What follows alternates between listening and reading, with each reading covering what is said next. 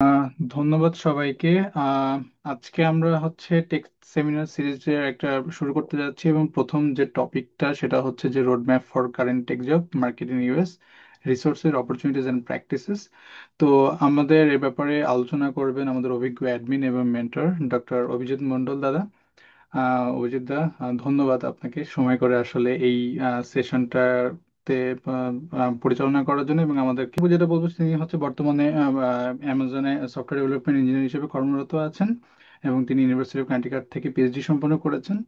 আর উপস্থাপনা সঞ্চালনে আমি আছি সজীব ঘোষ, আমি বর্তমানে ইউনিভার্সিটি অফ ফ্লোরিডাতে পিএইচডিতে অধ্যয়নরত।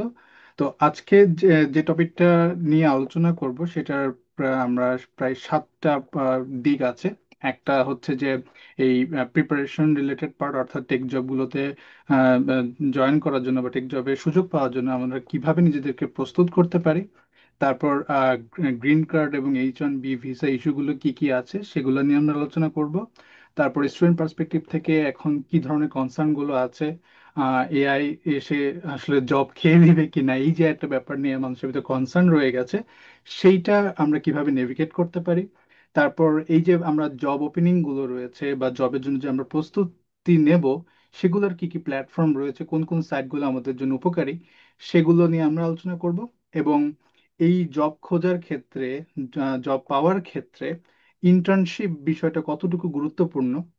তারপর আমি যখন জবে যাব সেক্ষেত্রে স্টার্ট আপটা বেশি গুরুত্বপূর্ণ নাকি বিগ টেকে যাব, বা দুটোর ভিতরে পার্থক্য কি, কিভাবে প্রস্তুত হতে হবে, বা কিভাবে এগুলো আমাদের ক্যারিয়ার গঠনে সহায়তা করবে, সেগুলো আমরা সম্পর্কে জানবো।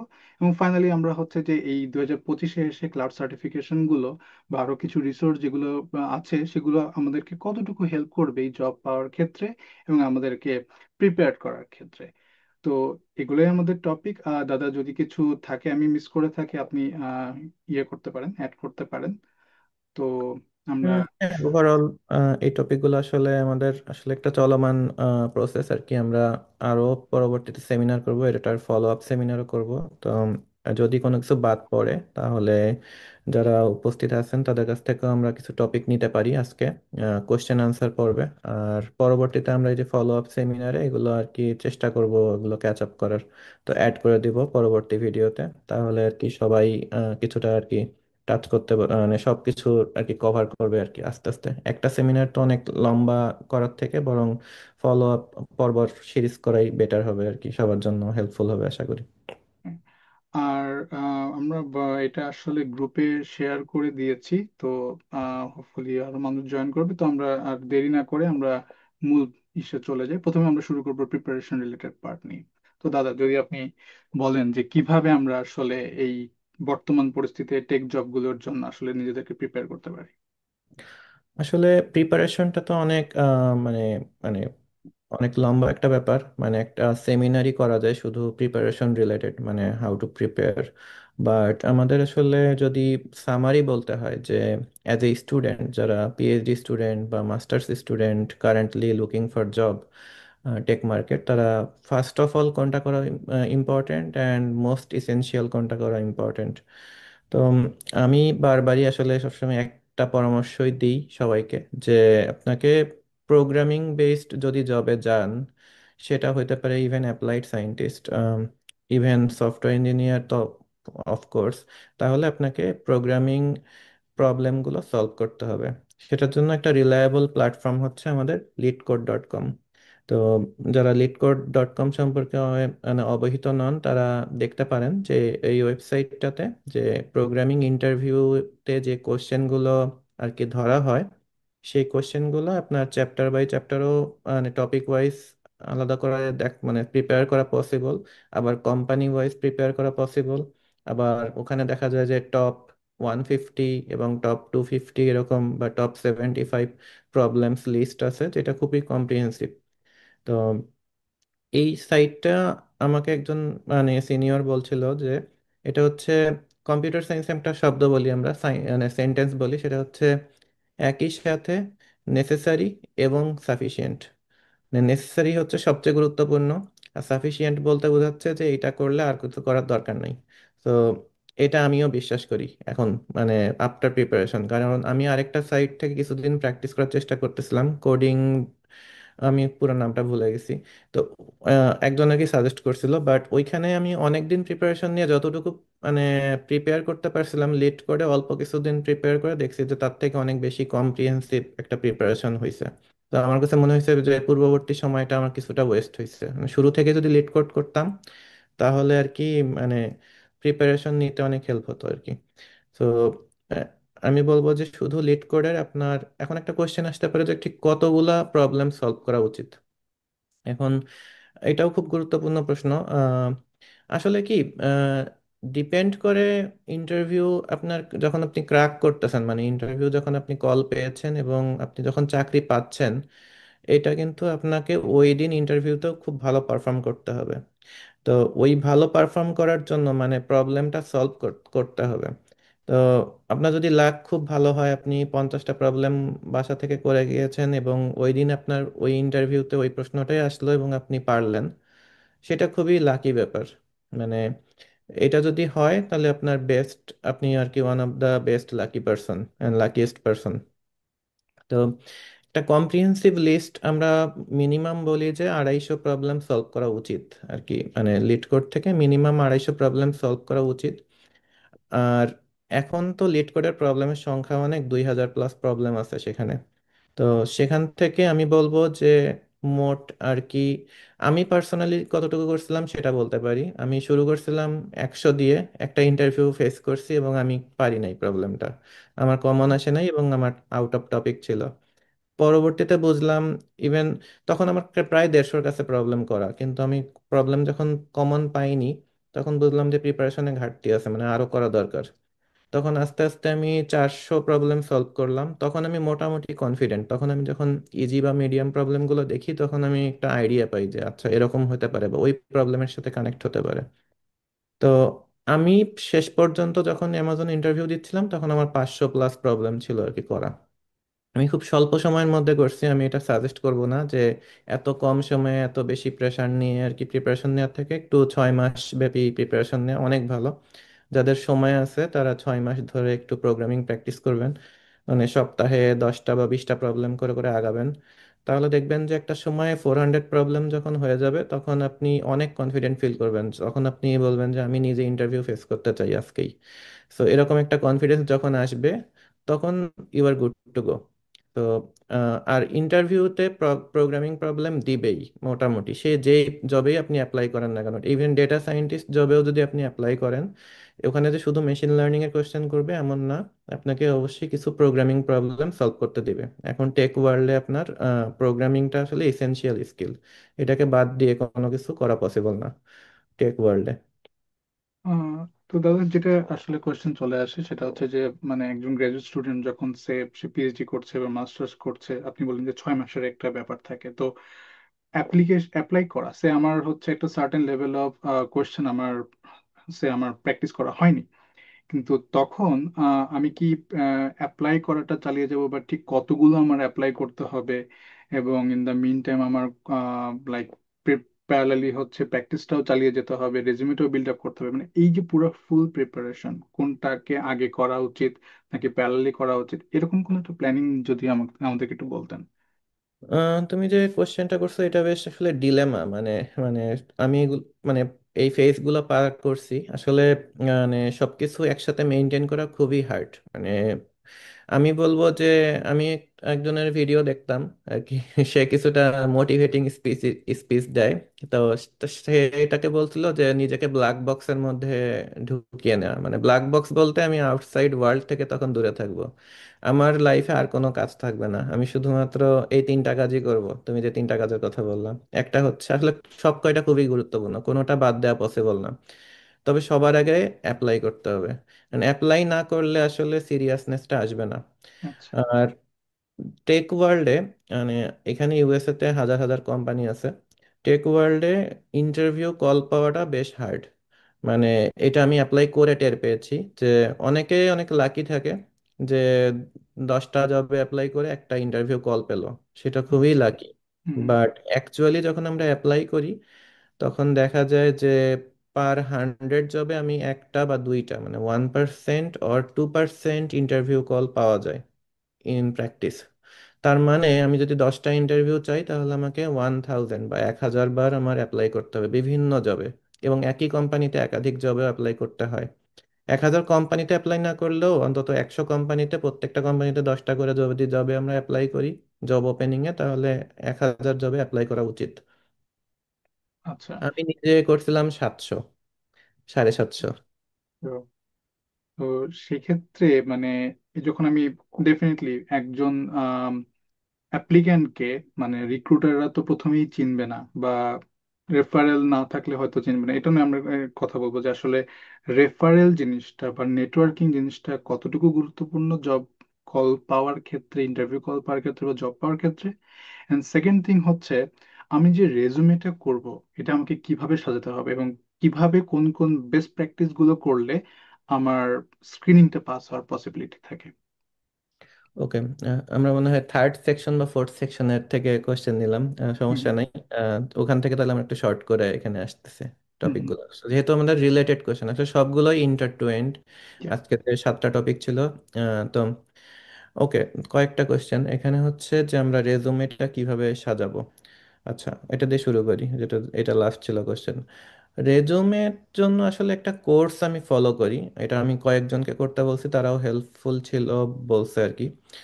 সেটা হচ্ছে লিঙ্কডইনে how to take a right a tech resume, এটার উপর হুম। একটা 1 আওয়ার ক্র্যাশ কোর্স আছে। এটা আচ্ছা লিঙ্কডইন প্রিমিয়াম থাকলে ফ্রিতে দেখা যায়, আর এক এক মাস তো লিঙ্কডইন প্রিমিয়াম ফ্রি পাওয়া যায়। So how to write a tech resume এই কোর্সটা করলে খুব ভালো হয় আমি বলবো। আচ্ছা। তো এই কোর্সটাকে যদি আপনি করেন তাহলে অনেকগুলো বেসিক আইডিয়া পাবেন। আমি কিছু সামারি বলতে পারি, যে সামারি হিসেবে যেমন হচ্ছে আহ, যে আপনার সবার আগে এডুকেশন এবং আপনার ওয়ার্ক এক্সপিরিয়েন্স, এই দুইটা জিনিস থাকতে হবে। এটা আপনাকে মাস্ট, সে দেখবে। তো আপনার যখন আর কি শর্ট টাইমের মধ্যে আপনার রেজুমে রিভিউ করবে, দেন আপনাকে এডুকেশন অ্যান্ড ওয়ার্ক এক্সপিরিয়েন্স। এখন এখানে কিছু আহ, মানে ডিটেইলড টপিক আছে, আসলে আমরা রেজুমের উপর একটা সেমিনার করতে পারি, রেজুমে আসলে অনেক ডিটেইলড একটা টপিক। তো আমি যেটা বলবো যে যদি আপনি সফটওয়্যার বা ইন্ডাস্ট্রিতে অ্যাপ্লাই করেন, টেক ইন্ডাস্ট্রিতে in general, not applied scientist বা রিসার্চ সায়েন্টিস্ট, কারণ ওইখানে আসলে রিসার্চের গুরুত্ব আছে। অ্যাপ্লাইড সায়েন্টিস্ট বা রিসার্চ সায়েন্টিস্ট বাদ দিয়ে যে জবগুলো, যেমন engineer post, data scientist post, সেটা যে বিভিন্ন ইঞ্জিনিয়ার হতে পারে, এই ধরনের পোস্টে আপনার কি করবেন না এটা নিয়ে কথা বলা যায়, যে আপনি হচ্ছে আপনার রিসার্চ নিয়ে অনেক বেশি মার্কেটিং করবেন না। মানে আপনার রিসার্চ, আপনার অনেক ভালো পেপার আছে, আপনার অনেক অনেক অনেক রিসার্চ পেপার আছে এবং আপনি অনেক প্রাইজ পেয়েছেন, এই টপিকগুলো আপনি করবেন না আর কি। মানে কারণ হচ্ছে যে ইন্ডাস্ট্রিতে আপনার পেপারের থেকে আপনার ইম্প্যাক্ট বেশি দেখে। মানে আপনার পেপার আসলে যদি কোনো ফিনান্সিয়াল বা ইকোনমিক ইম্প্যাক্ট তৈরি করে, সেটা আপনি রাখতে পারেন, যে আমার পেপারটার অ্যাপ্লাই করে অমুক গ্রান্ট বা তমুক একটা বিগ প্রজেক্ট, যেমন একটা নাসাতে একটা প্রজেক্ট করছেন, অথবা আপনার একটা বড় কোম্পানির সাথে কোলাবোরেশন করে কোনো প্রজেক্ট করছেন যেটা কিনা ইন প্র্যাকটিস কোনো ফিনান্সিয়াল গেইন তৈরি করছে, বা আপনি টেক ওয়ার্ল্ডে অনেক বিগ একটা চেঞ্জ তৈরি করছেন, এরকম কিছু হলে দেন রাখা যায়। আর না হলে আসলে খুব একটা মিনিংফুল না। আচ্ছা, আর একটা জিনিস দরকার হচ্ছে স্কিল। আপনি স্কিল রাখবেন যে কতগুলা প্রোগ্রামিং ল্যাঙ্গুয়েজ আপনি পারেন। র্যান্ডমলি মানে অনেক অনেক অনেক প্রোগ্রামিং স্কিল রাখার থেকে খুব ইসেনশিয়াল কয়েকটা ব্যাক এন্ড এবং দুই একটা ফ্রন্ট এন্ড এবং দুই একটা মেশিন লার্নিং রিলেটেড স্কিল যদি আপনি অ্যাড করেন, সেটা আপনার অনেকটা কভার করে। আমি যেটা বললাম, ব্যাক এন্ড হিসেবে আপনার হতে পারে জাভা, পাইথন, এরকম আপনি রাখতে পারেন, সি প্লাস প্লাস, এই তিনটার যে কোনো একটা বা দুইটা বা সর্বোচ্চ তিনটা। কিন্তু সমস্ত ল্যাঙ্গুয়েজ যখন লিখবেন তখন আপনাকে যে রিভিউ করতেছে সে তখন নেগেটিভলি নেয় জিনিসটাকে, ও আচ্ছা এ তো সবই পারে, অথবা সে হচ্ছে সবই মিথ্যা কথা লিখতেছে। সো একজন মানুষ আসলে দুইটা তিনটা প্রোগ্রামিং ল্যাঙ্গুয়েজই ভালো পারে, 10টা ল্যাঙ্গুয়েজ যখন লেখা হয় তখন এটা সন্দেহের অবকাশ তৈরি করে। আর এরপরে যেটা ব্যাপার হচ্ছে যে আপনার মেশিন লার্নিং টুল অবশ্যই রাখবেন। যদি আপনি মেশিন লার্নিং জবে বা ডেটা সায়েন্টিস্ট পোস্টে অ্যাপ্লাই করেন, তাহলে আপনাকে মেশিন লার্নিং, সেটা হতে পারে পাইথনের কোনো লাইব্রেরি বা পপুলার কোনো লাইব্রেরি, আপনি লাইব্রেরির নামও লিখতে পারেন যে এটা আপনার একটা স্কিল, কারণ আপনি এটা নিয়ে কাজ করছেন। আচ্ছা। আর এই ছাড়া লাগবে ফ্রন্ট এন্ড, যদি সফটওয়্যারে অ্যাপ্লাই করেন দুই একটা ফ্রন্ট এন্ড ল্যাঙ্গুয়েজও রাখতে পারেন। বাট শুধু এইচটিএমএল সিএসএস এই রিলেটেড অনেক অনেক স্কিল যদি অ্যাড করেন, এটা আসলে ভালো না। কি মানে ওই রকম ফ্রন্ট এন্ড ল্যাঙ্গুয়েজ দেখা গেছে যে বাজারে 50 থেকে 100টা আছে। তো আপনি যদি সমস্ত ল্যাঙ্গুয়েজ অ্যাড করে আপনার রেজুমেটাকে অনেক বেশি ভারী করেন, সেটা আসলে খুব বেশি ভ্যালু অ্যাড করে না। সব মিলে আমরা সর্বোচ্চ 10টা বা 15টা স্কিল এক্সপেক্ট করি একজন মানুষের, সব কিছু যোগ করে। তো আপনার এই যে 2-3টা টপিকের কথা বললাম, এই 2-3টা টপিকে আপনি সর্বোচ্চ 2 থেকে 5টা স্কিল অ্যাড করবেন। আর মোট স্কিল সেকশন এরকম 10-15টা স্কিল থাকবে। আর নেক্সট খুব গুরুত্বপূর্ণ, সেটা হচ্ছে প্রজেক্ট। আমি যেটা বলছিলাম যে রিসার্চ, আপনার পাবলিকেশন পেপার ইত্যাদি থাকতে পারে, বাট আপনি কি ওইটাকে একটা পেপার থেকে কনভার্ট করে একটা প্রজেক্ট আকারে দেখাতে পারেন আপনার রেজুমেতে? এটা খুব গুরুত্বপূর্ণ, বিশেষ করে সফটওয়্যার ইঞ্জিনিয়ার রিলেটেড জবে। যেমন আপনি ধরেন একটা মেশিন লার্নিং এর প্রজেক্ট পেপার পাবলিশ করছেন, কিন্তু সেইটাকে আমরা একটা মেশিন লার্নিং প্রজেক্ট হিসেবে শো করতে পারি কিনা, এটা নিয়ে চিন্তা করা উচিত। এবং প্রজেক্ট হিসেবে শো করে সেই প্রজেক্টটার যদি আমরা দেখাতে পারি কোনো, আমি যেটা বলি কোয়ান্টিফিকেশন, মানে ইউএসএ তে মানুষ আসলে ইন জেনারেল কোয়ান্টিটির উপর খুব গুরুত্ব দেয়। মানে আপনি বলতে পারেন আমি খুবই চমৎকার পেপার, আমার খুবই চমৎকার প্রজেক্ট, এটা হইছে সেটা হইছে, কিন্তু আলটিমেটলি মানুষ হচ্ছে নাম্বার খোঁজে, যে আপনি কত পার্সেন্ট ইমপ্রুভ হয়েছে অ্যাকুরেসি, অথবা কত টাকা ফিনান্সিয়ালি লাভ করাতে পারছি এই প্রজেক্টটা করে। একটা আপনি মনে করেন প্রিভিয়াসলি বাংলাদেশে স্যামসাং একটা জব করছেন, এখন ওই স্যামসাং এ আপনি যখন জব করতেছেন তখন আপনার কোনো প্রজেক্ট আপনার কোম্পানিতে ধরেন হচ্ছে একটা পার্টিকুলার ফিল্ডে 1% রেভিনিউ ইমপ্রুভ করছে, সেটা আপনি আপনার রেজুমেতে অবশ্যই লিখবেন। কারণ টেক ওয়ার্ল্ড আসলে ড্রিভেন বাই মানি।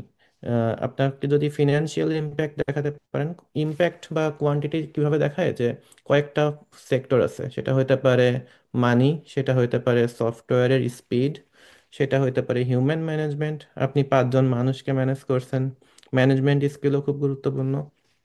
এরকম কয়েকটা নাম্বার যদি আপনি রাখতে পারেন আপনার রেজুমেতে, আপনার রেজুমে খুবই পাওয়ারফুল দেন। কারণ হিউম্যান যদি রিভিউ করে তখন এই জিনিসগুলো তখন যে দেখবে, খুবই ভালো একটা ইমপ্রেশন ক্রিয়েট হবে আপনার উপর। আর 1 পেজ বা 2 পেজ রেজুমে একটা কোশ্চেন থাকে যে রেজুমে কি 1 পেজ করা উচিত নাকি 2 পেজ করা উচিত? আমি বলবো 1 পেজ। এটা মোস্ট কমন এবং এটা মোস্ট অ্যাকসেপ্টেড। 2 পেজ করার কোনো প্রয়োজন নাই, যখন বেশিরভাগ মানুষই আসলে কি এই দুনিয়াতে এখন বিজি, তাদের টাইম নাই। আর ওই যে টিউটোরিয়ালটার কথা বলছিলাম, সেটা হচ্ছে যে তারা বলে দিচ্ছে, একটা হচ্ছে ডেটা রান করছে তারা, মানে একটা সার্ভে রান করে দেখে দেখা গেছে একজন মানুষ সর্বোচ্চ 33 সেকেন্ডস আর কি একটা রেজুমে রিভিউ করে।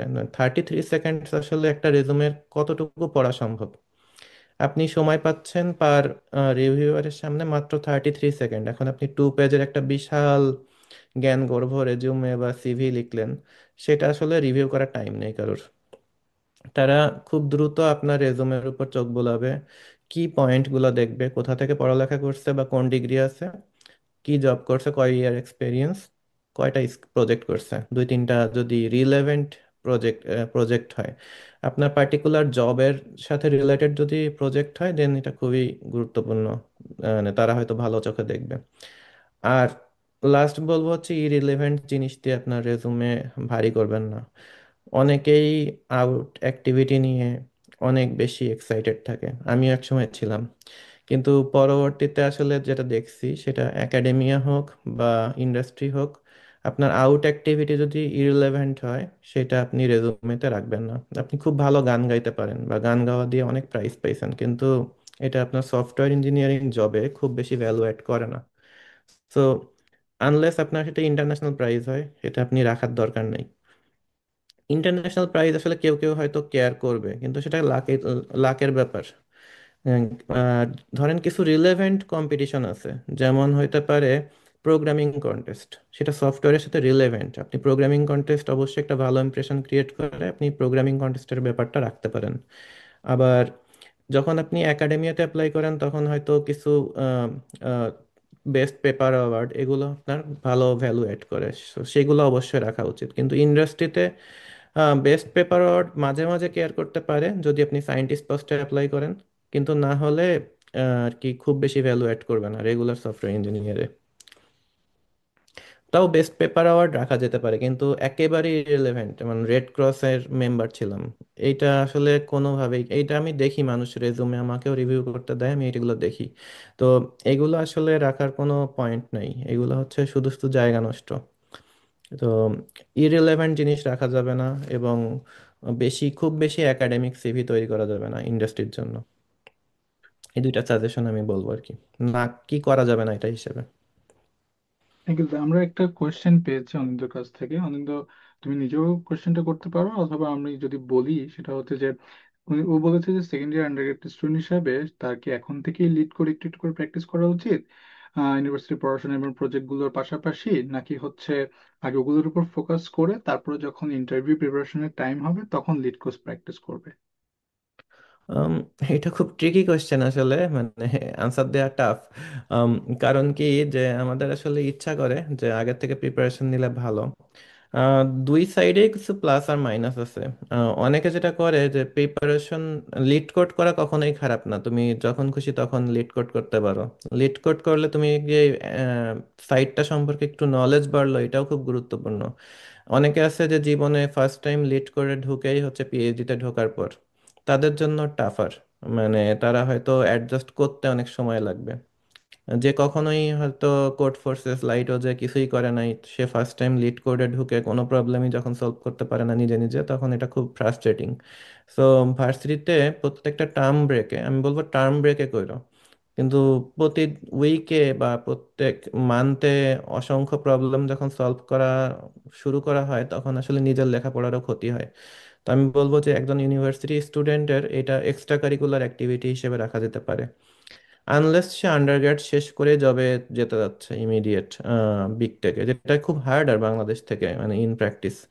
কারণ বাংলাদেশ থেকে আমাদের যেটা করতে হয় যে আমাদের ইন্টারভিউতে কল করে না বেশি, মানে টু বি অনেস্ট, মানে লাখে একজন চান্স পায়, সেটা খুবই ছোট নাম্বার। মানে ডিরেক্টলি গুগলে বাংলাদেশ থেকে, মানে বাংলাদেশে পড়াশোনা শেষ করে পরের দিনই গুগলে চান্স পায়, এটা হয়তো কান্ট্রিতে একজন বা দুইজন, যেটা তার কিনা আবার এসিএম আইসিপিসি কন্টেস্টে হয়তো প্রাইজ আছে বা ভালো রেকর্ড আছে, ট্র্যাক রেকর্ড, তো ওইটা দেখে তাদেরকে ডাকে। তাদের ক্ষেত্রে হয়তো ভার্সিটি লাইফে প্রোগ্রামিং কন্টেস্ট করা অনেক হেল্পফুল ছিল, কিন্তু ইন জেনারেল একটা রেগুলার স্টুডেন্টের কতটুকু হেল্পফুল হতে পারে, এটা একটা মানে কোয়েশ্চেনেবল আমি বলবো। যে এই জন্য আমি বলবো টার্ম ব্রেকে করতে।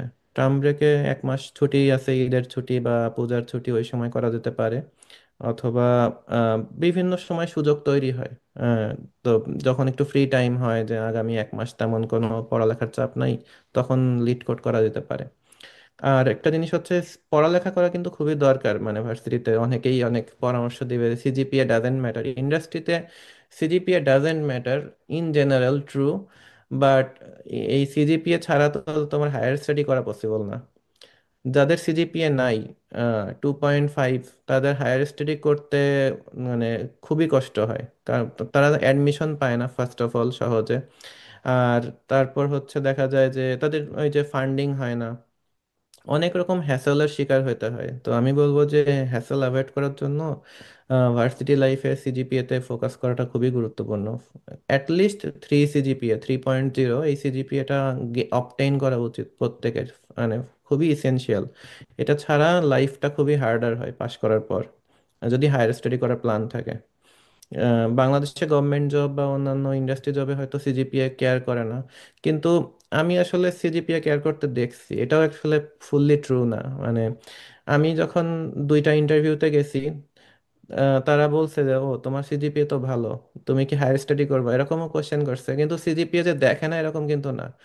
যার সিজিপিএ 2.5 বা 2.8, তাদেরকে সে প্রথম ইমপ্রেশনে হয়তো একটু খারাপ চোখে দেখতে পারে, মানে এটা হিউম্যান নেচার। তো এদের মধ্যে তাদের মধ্যে ইমপ্রেশনটা অটোমেটিক ক্রিয়েট হয় অনেক সময়। তো যাই হোক, আমরা ওই সিজিপিএ ডিসকাশনে যাচ্ছি না, বাট সিজিপিএ দরকার নাই এই কথাটা ট্রু না। 3.0টা দরকার হায়ার স্টাডির জন্য। 3.5 প্লাস হলে খুবই ভালো, তার হয়তো অনেক বেশি অপরচুনিটি থাকে পাশ করার পর। বাট 3 থেকে 3.5 নিয়েও আসা যায়। আমার যাই হোক, আমার সিজিপি আর বলতে যাচ্ছি না কবার তো। যাই হোক, এই আর কি। আহ, এটা হচ্ছে অনিন্দ, তোমার কোনো ফলো আপ কোশ্চেন আছে থাকলে আমি আনসার দিতে পারি। হ্যাঁ দাদা, আরেকটা কোয়েশ্চেন আছে। আহ যে ইউএসএ তে মানে হায়ার স্টাডিজ এর সময় আর কি, তো মাস্টার্স এর জন্য মানে ফান্ডিং কিভাবে পাওয়া যায়? আসলে আমি কয়েকটা স্কলারশিপের ইয়ে দেখছিলাম ইউএসএ তে, তো ওগুলোতে কি মাস্টার্স এর জন্য ফান্ডিং দেখেন আর না নাকি পিএইচডির জন্যই, মানে পিএইচডি তে তো ফুল ফান্ডিং পাওয়া যায় শুনছি, তো নাকি তার নাকি ওটাই বেটার হবে, মানে কোনটা আসলে বেটার আর কি? তুমি অনেক বিশদ একটা প্রশ্ন করে ফেলছো শর্টে। এটা একটা বিগ টপিক, মাস্টার্স করা উচিত না পিএইচডি করা উচিত। আলটিমেটলি মাস্টার্স বা পিএইচডি আসলে তোমার লাইফ ডিসিশন। তুমি আহ, দুইটা জিনিসের দুই রকম মানে গোল আছে। যেমন মাস্টার্স যে করে, তার গোল হচ্ছে সে দ্রুত মাস্টার্স শেষ করে ইন্ডাস্ট্রি জব ধরতে চায়। আর যে পিএইচডি করে তার হয়তো দুই রকম সুযোগ অপরচুনিটি থাকে। একটা হচ্ছে সে একাডেমিতে যেতে পারে, টিচার হতে পারে ভার্সিটির। আর একটা হচ্ছে সে পোস্ট ডকে যেও টিচার হতে পারে অথবা ডিরেক্ট টিচার হতে পারে, দুইটা অপশন। আরেকটা অপশন হচ্ছে যে ইন্ডাস্ট্রি জবে আসতে পারে, যে যেটা আমি করতেছি এখন। বাট প্রোস অ্যান্ড কনস আছে। পিএইচডি করলে দেখা যায় যে সময় লাগতেছে 5 বছর। সো পিএইচডি পরবর্তীতে তোমার হচ্ছে এই যে জবে ঢোকার জন্য অনেকের 6-7 বছরও লাগে। আরেকটা কোয়েশ্চেন তুমি করছো যে ফান্ডিং এর ব্যাপার, যে মাস্টার্সে ফান্ডিং পাওয়া যায় কিনা। ফান্ডিং পাওয়া টাফ, মানে ইন জেনারেল ইউএসএ তে ফান্ডিং পাওয়া টাফ এখন। গত 1 বছর যাবত সরকার চেঞ্জ হওয়ার পরে আরো বেশি ফান্ডিং টাফ হয়ে গেছে। তো ফান্ডিং পাওয়ার জন্য তোমাকে একটা ভালো প্রোফাইল তৈরি করতে হবে। ইন জেনারেল ওভারঅল প্রোফাইলটা ভালো থাকতে হবে। তো ভালো প্রোফাইল হলে দেন তার হয়তো ফান্ডিং বেশ ইজিয়ার হয়। ওকে, ভালো প্রোফাইল বলতে বোঝায় সিজিপিএ, পাবলিকেশন, জিআরই, টফেল, অনেকগুলো ফ্যাক্টর আছে যে এইগুলো সবকিছু যোগ করে একটা ওয়েটেড আর কি সাম আর কি বলে, যেটা আমরা সায়েন্সে বলি। যে ওয়েটেড সাম বলতে এক একটার এক একটা গুরুত্ব আছে, হয়তো সিজিপিএ সবচেয়ে গুরুত্বপূর্ণ, নেক্সট হচ্ছে জিআরই, তারপরে হচ্ছে টফেল। আর পাবলিকেশন থাকলে সে আর কি বোনাস পয়েন্ট পাচ্ছে, যে যে কোনো সময় পাবলিকেশন হচ্ছে ওয়াইল্ড কার্ড। কারো সিজিপিএ খারাপ, তার খুবই চমৎকার পাবলিকেশন আছে, তখন হয়তো সে পাবলিকেশন দিয়ে বের হয়ে আসতে পারবে। ক্যারিয়ারে অনেক অপরচুনিটি তৈরি হয় পাবলিকেশন থাকলে, মানে পেপার পাবলিশ করা থাকলে। তো এইগুলো থাকলে ইন জেনারেল হয়ে যাওয়া উচিত। মানে মাস্টার্সেও ফান্ডিং পাচ্ছে আমাদের এখন বাংলাদেশ থেকে। মাস্টার্স এবং পিএইচডি কিন্তু কাছাকাছি সংখ্যক স্টুডেন্ট আসতেছে যদি আমরা টোটাল হিসাব করি। আর 5 বছর আগে দেখা যেত যে মাস্টার্সে স্টুডেন্টের সংখ্যা আর কি 10%। আমি নিজে যখন শুরু করছিলাম তখন আমার কানেক্টিকাটে মাত্র একজন মাস্টার্স স্টুডেন্ট ছিল বাংলাদেশ থেকে আসা। সে পাশ করে চলে যাওয়ার পরে দীর্ঘদিন আমাদের কোনো মাস্টার্স স্টুডেন্ট ছিল না, প্রায় 2-3 বছর। আর এখন দেখা যায় যে মাস্টার্সে অনেক সংখ্যক স্টুডেন্ট আসতেছে, 30-40% ক্রস করছে এখন আমার ধারণা, একটা ওভারঅল আইডিয়া যেটা পেলাম। তো মাস্টার্সে যে ফান্ড নাই এটা আসলে ভুল আইডিয়া, ফুললি কারেক্ট না। মাস্টার্সে ফান্ড পাওয়া টাফ, তার মানে এই না যে ফান্ড নাই। তো ফান্ড ট্রাই করলে পাওয়া পসিবল। একটা ভালো প্রোফাইল তৈরি করতে হবে, আমি যে চারটা জিনিস বললাম: সিজিপিএ, জিআরই, আইএলটিএস বা টফেল স্কোর, অ্যান্ড পাবলিকেশন। এই চারটা জিনিস যদি কারো থাকে বা তিনটা জিনিস যদি খুব ভালো থাকে, তার শিওরলি ফান্ড হওয়া উচিত। একটু খুঁজতে হয়, পিছন দিকের র্যাঙ্কের ভার্সিটিগুলোতে ফান্ড পাওয়া যায়। যেমন ইউনিভার্সিটি অফ ক্লিভল্যান্ড, তারপরে আরো অনেক ভার্সিটিতে মানুষ হচ্ছে খুব সুন্দরভাবে ফান্ড পেয়ে যাচ্ছে, ফুল ফান্ডেড মাস্টার্স। যেগুলো পিছন দিকের ভার্সিটি সেখানে পিএইচডি, ফুল ফান্ডেড পিএইচডি থাকে না, সেগুলোতে আর কি ফান্ডিং পাওয়া ইজিয়ার। সো সেখানে আর কি মাস্টার্সে ফান্ড দিতে বাধ্য টিচাররা কাইন্ড অফ। সো আর র্যাঙ্কিং তো অত ম্যাটার করে না যদি সে ইন্ডাস্ট্রি জবে যেতে চায়। সো সেই ক্ষেত্রে আর কি মাস্টার্সে ফুল ফান্ড নিয়ে আসাটা বেটার ডিসিশন যদি ইন্ডাস্ট্রি জবই টার্গেট থাকে। এটা নিয়ে আরো অনেক বেশি ডিসকাস করা যায়, আমি আসলে এবং একটা আলোচনা ফুল আমরা করতে একটা চাই। সেশনে করতে পারি কিন্তু আসলে ওইটা এটা আসলে অনেক মাস্টার্স আগ্রহ নাকি আছে। মানে পিএইচডি, এটা একটা ভেরি বিগ টপিক। মানে আমরা তো আসলে আজকে একটা ওভারভিউ সেশন করতেছি, আমরা চাইলে অনেক অনেক বেশি ডিসকাস করতে পারি মাস্টার্সে মানে আমরা একটা ফিনান্সিয়াল ডকুমেন্ট তৈরি করতে পারি যে এখানে কত টাকা লাভ হয়, কত ক্যারিয়ারে আপ এন্ড ডাউন হয়, কতটুকু প্রবাবিলিটি আছে ফান্ড পাওয়ার, মানে অনেক অনেক ডিসকাশন করা পসিবল। আমরা আসলে অত বেশি ডিটেলসে আজকে যেতে যাচ্ছি না, এবং এটা বিতর্কিত টপিক। আমি যে মতামত দিব এটা হয়তো সজীব ঘোষের মতামতের সাথে নাও মিলতে পারে, আবার ও যে মতামত দিবে সেটা আরেকজনের সাথে নাও মিলতে পারে। মানে এটা কিন্তু বেশ বিতর্কিত টপিক। তো এটার কোনো ফাইনাল ডিসিশন কারোর দেয়া সম্ভব না আর কি, যে এইটাই ভালো। আর ডিপেন্ড করে কে ডিসিশনটা নিচ্ছে, তার লাইফের সাথে কোনটা স্যুট করে, তার লাইফ গোলের সাথে কোনটা স্যুট করে। অফকোর্স ক্যারিয়ার গোলটাই খুব ইম্পর্টেন্ট। সে কি পাশ করে টিচার হতে চায় বা একাডেমিতে যেতে চায়, নাকি ইন্ডাস্ট্রিতে যেতে চায়, এটাও একটা বিগ ডিসিশন। বা কোন ইন্ডাস্ট্রি জবে যেতে চায় সেটাও একটা গুরুত্বপূর্ণ ব্যাপার। অনেকগুলো ব্যাপার থাকে আসলে। এটা আমরা একদিন অবশ্যই আমরা আরেকটা সেশন করব, যেটা সবকিছু, যে মাস্টার্স করা ভালো নাকি পিএইচডি করা ভালো, রোড ম্যাপটা কি হবে, প্রসপেক্ট হুম। গুলো কি, এগুলো নিয়ে আমরা অবশ্যই যে একটা সেশন করব। আমরা একটা রেজুমে নিয়ে সেশন করতে পারি, এটা নিয়ে সেশন করতে পারি। আমরা জাস্ট শুরু করলাম তো, অনেকগুলা আসলে সাব টপিক, এই যে 7টা সাব টপিক প্রত্যেকটা নিয়ে সেমিনার করা পসিবল। শর্ট সেশন যেটা ½ আওয়ার আমরা ডিসকাস করতে পারি এগুলো নিয়ে ইন ডিটেলস। তো পরবর্তী সেকশনে তাহলে চলে যায়। পরবর্তী যেটা হচ্ছে যে এই যে H1B, ওপিটি, গ্রিন কার্ড, এই ভিসা সংক্রান্ত বিষয়গুলো নিয়ে আমরা তাহলে একটু আলোচনা করি। দাদা যদি একটু বলেন তাহলে। আম, এখানেও এটা হচ্ছে, এটা তুলনামূলক শর্টার টপিক, এটা জাস্ট ইনফরমেশন যে OPT, H1B and green card. যদি খুব ডিটেল জানার ইচ্ছা থাকে তাহলে অনেক ডিটেল ডিসকাশন করা পসিবল, বাট এই ইনফরমেশনগুলো গুগলে পাওয়া যায়, জাস্ট আমাদের জানতে হবে জিনিসগুলো। অনেকে জানি না, এটা খুব আনফরচুনেট। যারা আর কি জানে না তাদের জন্য বেশি পেইনফুল হয়ে যায়, যারা হঠাৎ করে দেখা যায় পিএইচডি 3rd ইয়ারে চলে গেছে কিন্তু তার হয়তো ওপিটি, H1B সম্পর্কে আইডিয়া নেই। তো এটা আসলে উচিত না, অনেক আগে থেকে আইডিয়া রাখা উচিত। তো আমি জাস্ট রুলসগুলো একটু বলি শর্টে। সেটা হচ্ছে যে ইউএসএ তে কিন্তু জব যে পারমিট, সেটা হচ্ছে পাওয়ার জন্য আমাদের ওপিটি নামে একটা জিনিসে অ্যাপ্লাই করতে হয়। ওপিটি শুরুতে দেয় 1 বছর, সেটা এক্সটেন্ড করার জন্য করা পসিবল যদি সে স্টেমের অন্তর্ভুক্ত হয়। স্টেম হচ্ছে science, technology, engineering and mathematics. এই 4টা টপিকের কোনো একটা ফিল্ড থেকে যদি সে মাস্টার্স বা পিএইচডি করে আসে, তাহলে সে আরো 2 বছরের সুযোগ পায় জব করার ইউএসএ তে। তো সো আমাদের টোটাল টাইম হচ্ছে 3 বছর, এটা একটা ফিক্সড টাইম পিরিয়ড। এখানে একদিনও এক্সট্রা অ্যাড করা পসিবল না। তো এটা হচ্ছে কি আমরা চাইলেই পাবো, এটা অবশ্য গ্যারান্টেড যে এই 3 বছর আমরা যদি আমাদের জব থাকে তাহলে আমরা এই 3 বছর জব করার সুযোগ পাবো ইউএসএ তে পাশ করার পর, সেটা মাস্টার্স করি বা পিএইচডি করি। এখন এখানে একটা খুব গুরুত্বপূর্ণ প্যারামিটার হচ্ছে টোটাল আনএমপ্লয়মেন্ট পিরিয়ড। সেটা হচ্ছে 90 দিন। শুরুর 1 বছরে থাকে 90 দিন। যদি আমরা হচ্ছে কোনো কারণে জব পেতে লেট হয় অথবা জব লুজ করি, কোনো কারণে লে অফ যদি হয়, বা জব থেকে আমার জব নাই ওই পিরিয়ডে, বা আমি জব চেঞ্জ করে নতুন জব পাচ্ছি না, এরকম যদি কোনো সিচুয়েশন তৈরি হয় তাহলে আমার টোটাল আনএমপ্লয়মেন্ট টাইম হচ্ছে 3 মাস বা 90 দিন। এর মধ্যে আমাদের নতুন জবে ঢুকতে হবে, অথবা শুরুতে পিএইচডি পাস করার পরেই বা মাস্টার্স পাস করার পরেই যদি আমাদের জব পেতে লেট হয়, এই আনএমপ্লয়মেন্টের টাইম টোটাল থাকতে পারবে 90 দিন, এর বেশি না। ওকে। যখন আমরা 1 ইয়ার টু 3rd ইয়ার এই রেঞ্জে ঢুকবো তখন আরো 60 দিন অ্যাড হয়। এটা কিন্তু সেই শুরুর আর কি 1 বছরের যে শুরুর দিনটা থেকে, যেমন ধরে নিলাম সে 2022-এ পাশ করছে, যেমন আমি পাশ করছিলাম 2022-এ। তো আমি এখনো সেই এখন আর স্টুডেন্ট ভিসাতে নাই, বাট আমি যদি স্টুডেন্ট ভিসাতে থাকতাম তাহলে আমাদের 2025-এর লাস্ট পর্যন্ত আমি পেতাম সময়। তাহলে ওই 2022 থেকে শুরু করে 2023-এর 1 তারিখ থেকে শুরু করে, 1 জানুয়ারি থেকে শুরু করে 2025-এর ডিসেম্বর পর্যন্ত আমার টোটাল টাইম পিরিয়ড থাকতে হচ্ছে 150 দিন, বা 150 ডেজ হচ্ছে আনএমপ্লয়মেন্ট ডে। মানে আমি টোটাল 5 মাস মানে বেকার থাকতে পারবো। এটা হচ্ছে আমাদের মানে রুলস, এইটার কোনো ব্যত্যয় করা সম্ভব না। এটা হচ্ছে অফিসিয়াল গভর্নমেন্ট রুল। ঠিক আছে।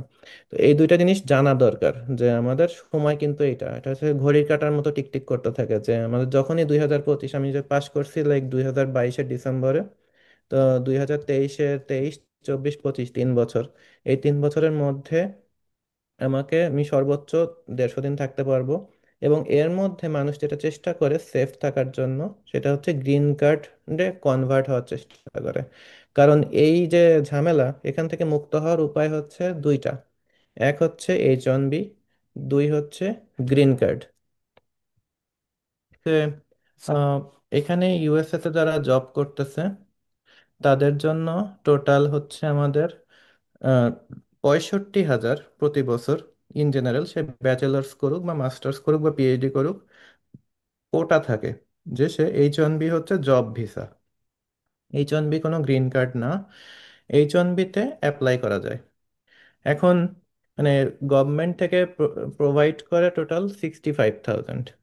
এখন তার যদি মাস্টার্স বা পিএইচডি থাকে তাহলে এক্সট্রা 20,000 আরও কোটা অ্যাড হয়।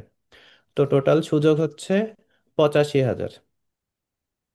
এখন ইউএসএ তে কিন্তু রানিং স্টুডেন্ট যারা আর কি জব করতেছে, এরকম আমাদের মতো এই পিরিয়ডে থাকে, টোটালে যে 85,000 মানে কোটার এগেনস্টে অ্যাপ্লাই করে, গত কয়েক বছর দেখা গেছে যে মোর দেন 300,000 মানে 3 লক্ষের বেশি অ্যাপ্লাই করে। তাহলে আমাদের সম্ভাবনা 29% ছিল আমাদের সময়। তো প্রতি 100 জনে 30 জন বা 29 জন, এই নাম্বারটা আর একটু বেটার ছিল আগে, 40% ছিল আগে। তবে প্রিভিয়াসলি দেখা গেছিল যে মানে গভর্নমেন্ট থেকে মানে রুলস অ্যান্ড রেগুলেশন না থাকার কারণে অনেকে একই মানুষ অনেকবার অ্যাপ্লাই করতেছিল। তো গভর্নমেন্ট এখন এটা এনফোর্স করছে, যার কারণে দেখা গেছে যে এক্স্যাক্টলি 3 লক্ষের আশপাশে মানুষ অ্যাপ্লাই করতেছে বর্তমানে, যারা রানিং স্টুডেন্ট আছে, স্টুডেন্ট ভিসায় থেকে যারা জব ভিসাতে কনভার্ট হতে চাচ্ছে। ওকে, তো এটার সম্ভাবনা হচ্ছে আমাদের 29-30%, কিন্তু আমরা এটা কতবার করতে পারবো? 3বার। বছরে একবার এই লটারি গভর্নমেন্ট থেকে মানে প্রোভাইড করা হয়, এই লটারিটা। এই লটারিতে আমাদের নাম ওঠার সম্ভাবনা হচ্ছে প্রতি 3বারে একবার। তো আমরা যদি 3বার অ্যাপ্লাই করি, লাক যদি খুব খারাপ না হয়, আমরা যদি একটা প্রবাবিলিটি বের করি, এই প্রবাবিলিটিটা আসলে খুব ক্লোজ টু 10-5% এর কাছাকাছি, যে 1 মাইনাস আর কি সেই 29%, 3বার গুণ হবে পরপর। তো এই সম্ভাবনাটা আসলে লাইক খুব বেশি না। তো আমাদের দেখা যায় যে 3বার জবে মানে এই জব ভিসাতে অ্যাপ্লাই করলে একবার না একবার হয়। তো ইন জেনারেল আমার যেমন সেকেন্ড টাইম হয়ে গেছে, আমি এখন জব ভিসাতে আছি। সো আমার আসলে ওই যে টাইমের যে প্রেশারটা ওই পরিমাণ নাই। আমি চাইলে আর একটু ওয়েট করতে পারি। আমি তো আসলে 23 সালের 1 তারিখ থেকে জব শুরু করছি। আমি H1B ভিসাতে আছি, এটার মেয়াদ হচ্ছে এখন 2027 সাল, 27 সালের অক্টোবর মাস পর্যন্ত। আমার হচ্ছে 2024-এর মিডিলে হচ্ছে H1B পিরিয়ড শুরু হয়েছে, 2024-এর অক্টোবর থেকে। এখন আমি 2027-এর মানে ওটা প্রথমে দেয় 3 বছর, এটা চাইলে আরো একবার বা দুইবার এক্সটেন্ড করা যায় ইজিলি। আর অতদিনে আসলে যারা বাংলাদেশ থেকে আসছে তাদের গ্রিন কার্ড হয়ে যায়। তো এটাই আসলে প্রসেস, এবং এটার মধ্য দিয়ে সবাই যায়। তো আমি আর কি মানে ইন জেনারেল আর কি মানুষকে নিরুৎসাহিত করতে চাই না, ইউএসএ গ্রিন কার্ড পাওয়া অনেক হার্ডার। যারা আর কি প্রপার প্রসেস ফলো করে করতে চায়, তাদেরকে এই গ্রিন কার্ডের এই পুরা সিস্টেমটাকে পার করতে হয়। H1B গ্রিন কার্ড, জবের থ্রুতেও গ্রিন কার্ড হয়, কিন্তু প্রসেস সেম, অলমোস্ট সেম। তো গ্রিন কার্ড নিয়েও আমরা একটু ডিসকাস করতে পারি, বাট আমি মানে আলোচনা খুব লেংদি করতে চাই না। গ্রিন কার্ডের দুইটা ওয়ে আছে, একটা হচ্ছে একাডেমিয়ার থ্রুতে করা যায়, যে NIW বা ন্যাশনাল ইন্টারেস্ট ওয়েভার, যেটা ওটাতে অ্যাপ্লাই করা যায়। এটাও মোটামুটি দুই দুই বছর এখন সময় লাগতেছে। আরেকটা হচ্ছে জবের থ্রুতে করা যায়। তো জব মার্কেট এখন অনেক টার্মোয়েল চলতেছে, মানে লে অফ হচ্ছে অনেক, যার কারণে ওইটা একটা রুলস আছে যে যখন লে অফ হয় 6 মাসের মধ্যে, তখন হচ্ছে গ্রিন কার্ডে অ্যাপ্লাই করা যায় না ওই কোম্পানি থেকে। যেমন অ্যামাজনে তখন লে অফ চলতেছিল ওই মোমেন্টে, যার কারণে আমি হচ্ছে জবের থ্রুতে গ্রিন কার্ড করতে পারি নাই তখন। সো আমি নিজে পার্সোনালি গ্রিন কার্ডে অ্যাপ্লাই করছি, এবং আমার I-140 বা গ্রিন কার্ডের ফার্স্ট স্টেপটা অ্যাপ্রুভড হয়ে গেছে। তো যার কারণে এটা একটা সুবিধা আছে, এটা আমি ডিটেলস জানতাম না ইভেন তখনও। এটা হচ্ছে যাদের গ্রিন কার্ডের অর্ধেকটা প্রিপেয়ার্ড হয়ে যায় বা প্রথমে প্রথম স্টেপটা অ্যাপ্রুভড হয়, তারা হচ্ছে H1B যতবার খুশি ততবার এক্সটেন্ড করতে পারে। এটা মোটামুটি 3বার তো করাই যায়, 3বার মানে 9 বছর। তো 9 বছর অনেক বিগ টাইম, তাহলে তার গ্রিন কার্ড হয়ে যাবে মোস্ট লাইকলি। সো আচ্ছা, আই এটা ওয়ান জানা ফোরটি, ছিল না দাদা, থ্যাংক ইউ। মানে এটা আমার এটা খুব জানা ছিল না। ডিটেইলড ইনফরমেশন, মানে আমি এটা হচ্ছে ইন্ডিয়ানদের কাছ থেকে জানছি, মানে আমারই এক কলিগ আর কি এই ইনফরমেশনটা আসলে, সে বলল যাদের I-140 নাই তাদের কিন্তু H-1B এক্সটেন্ড করতে চায় না সহজে, একবার সর্বোচ্চ, সেকেন্ড টাইম তার আর হবে না শিওর। তো আচ্ছা। I-140 তার অ্যাপ্রুভ থাকতে হবে। সো আমি রিসেন্টলি যখন বাইডেন গভর্নমেন্ট ছিল তখন অনেক বেশি গ্রিন কার্ড মানুষ অ্যাপ্লাই করছে এন্ড অ্যাপ্রুভড হয়েছে, এখন একটু হার্ডার, বাট স্টিল আমি বলবো পিএইচডি যারা রানিং স্টুডেন্ট আছে তাদের গ্রিন কার্ডের জন্য চিন্তা করা উচিত। কারণ এই যে পেইনফুল প্রসেস আমি যেটা পার করতেছি এটা সবারই করা লাগবে, মানে সবাই করছেও, যারা যারা যারা যারা গ্রিন কার্ড পেয়েছে এখানে। আহ, পূর্ববর্তীতে যখন লে অফ ছিল না তখন জবের থ্রুতে গ্রিন কার্ড পাওয়া অনেক ইজিয়ার ছিল, মানে অ্যামাজন গুগল তারাই হচ্ছে আমাদের জব গ্রিন কার্ড অ্যাপ্লাই করে প্রসেস করে দিত, আমাদের তেমন শুধু ফর্ম ফিল আপ করতে হতো আর কিছু না। কিন্তু এখন আমাদেরকে নিজেই অনেক কিছু করতে হয়, যেমন I-140টা আমি নিজে করছি ন্যাশনাল ইন্টারেস্ট ওয়েভার দিয়ে। তো আমরা ওইটার উপরও চাইলে একটু ডিসকাশন করতে পারি, বাট আজকে না, যে কিভাবে NIW করতে হয়, কিভাবে হচ্ছে পার্ম করতে হয় বা জবের থ্রুতে করতে হয়, এটার উপর আমরা আলাদা সেমিনার করতে পারি চাইলে। অ্যাকচুয়ালি আজকের এই যে 7টা সেকশন, আমরা তো আসলে প্রিভিউ দিচ্ছি, প্রত্যেকটা 7টা সেকশনের আসলে ইলাবোরেটেড ভার্সন হওয়া পসিবল। তো আমরা এক এক হুম। করে যাব। এখন আমাদের এই যে লে অফ কথাটা বারবার আসছে, সো আমরা এটা নিয়ে একটু কথা বলবো যে এখনকার সিচুয়েশনটা কেমন, বা এই লে অফটা কতটুকু ইম্প্যাক্ট করে, আমাদেরকে কিভাবে প্রিপেয়ার থাকা উচিত এই সিচুয়েশনটাকে নেভিগেট করার জন্য। আর বিগ থিং যেটা এখন একটা খুব বাজ ওয়ার্ড এবং সব জায়গায় আসছে, যে চ্যাট জিপিটি, LLM, AI এগুলো এসে আমাদের চাকরিগুলো নিয়ে নেবে, এই কথাটা কতটুকু বাস্তবসম্মত, বা হলেও যদি হয়ও আমরা কিভাবে এটা পার করতে পারি, কিভাবে আমরা এটাকে স্ট্যান্ড আউট করতে পারি এই সিচুয়েশনে। আচ্ছা, এইটা দিয়ে শুরু করবো। প্রথম টপিকটা কি ছিল, প্রথম কোশ্চেনটা? প্রথমটা হচ্ছে যে এই যে লে অফটা যেটা হচ্ছে, মানে এখনকার সিচুয়েশন বা সামনে লে যে অফটা বুঝছি, এটা তুমি এর আগেও একটা কোশ্চেন বললা, এটা কি লে অফ রিলেটেড নাকি হচ্ছে কত শুধু? আচ্ছা, লে অফটা নিয়ে কথা লেফট বলি। নিয়ে কথা বলি হ্যাঁ, আমরা। এটার পরে, হ্যাঁ, যেহেতু এটা খুব কনসার্ন সবার।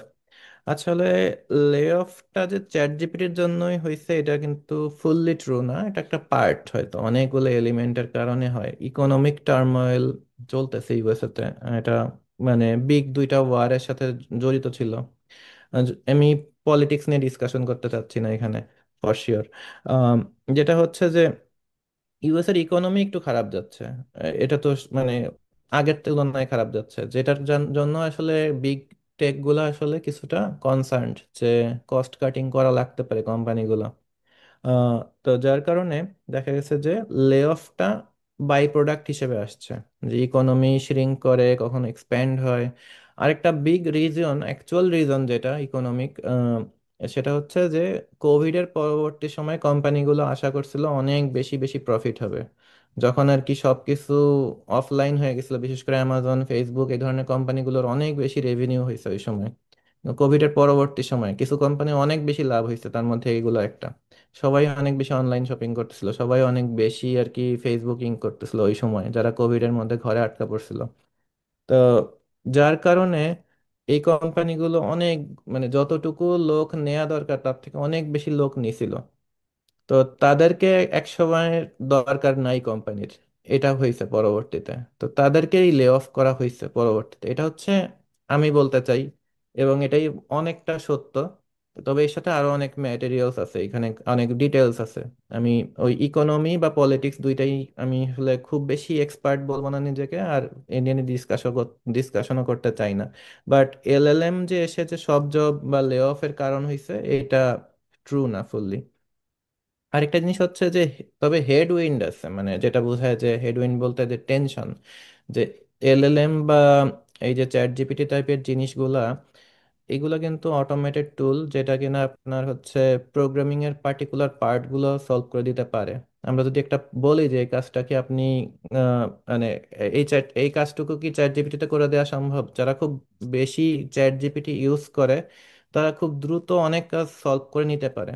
আমি নিজেই অনেক বেশি চ্যাট জিপিটি ইউজ করি, চ্যাট জিপিটি টাইপের প্রোডাক্ট ইউজ করি, চ্যাট জিপিটি থেকে শুরু করে সেডরিক নামে একটা আমাদের ইন্টারনাল টুল টুল আছে, এটা আমি প্রচুর ইউজ করি। এটা করে যেটা হয়েছে যে মেশিন আমার কোড করে দিনের মধ্যে অনেকটা সময়, যে আমি যদি দিনে 3-4টা কোড করি, পার্টিকুলার পার্টগুলো আমি সমস্ত কিছু রান করতেছি হচ্ছে চ্যাট জিপিটি দিয়ে বা সেডরিক দিয়ে। এখন ইউজ করতেছি কিউসিএলআই। তো এইগুলো আমার সেই সমস্ত ফাইল রিড করে পার্টিকুলার পার্টটুকু করে ফেলতে পারতেছে।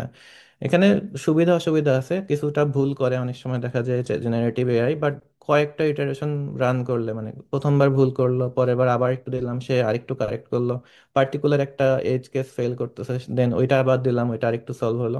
এইভাবে দেখা যায় যে এআই গুলো আমাদের কাজে অনেক হেল্প করতেছে। কিন্তু যারা আর কি প্রোগ্রামিং এ একটু লাইক প্রিলিমিনারি জবগুলো করতেছিল, প্রিলিমিনারি বলতে সে হয়তো টেস্টার, সফটওয়্যার টেস্টার, এই ধরনের জবগুলো অনেক বেশি এখন হুমকির মুখে আছে। যে সফটওয়্যার টেস্টিং এর কাজ এখন হয়তো মেইন ডেভেলপারই করতে পারে, শুধুমাত্র সে যদি চ্যাট জিপিটিতে আসল কোডটুকু পাবলিশ করে, সে যদি বলে যে তুমি আমার জন্য পুরা টেস্টিং এর কোড লিখে দাও, তখন সে চ্যাট জিপিটি খুব পারফেক্টলি ওই টেস্ট কোড লিখতে পারে, almost perfectly, like 95% accuracy, 99% accuracy দিয়ে সে হচ্ছে খুবই পারফেক্টলি সমস্ত টেস্ট কোড লিখতে পারে।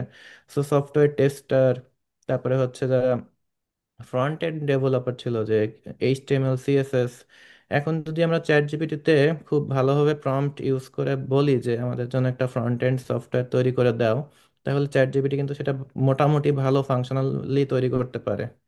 কোডের মধ্যে পার্টিকুলার জায়গায় কোথাও কোনো ভুল আছে যদি বলি যে এই ইনপুটের জন্য এটা কেন ভুল আসতেছে, সে এটা বের করতে পারে। সো আমরা চ্যাট জিপিটিকে অনেকে অনেক দুর্বল ভাবে, যারা খুব ওল্ড স্কুল প্রোগ্রামার আছে অনেকেই, ইভেন আমার অনেক কলিগ আছে যারা আর কি বলতে চায় যে চ্যাট জিপিটি গুড প্রোগ্রামার নয়, কিন্তু সত্যি না।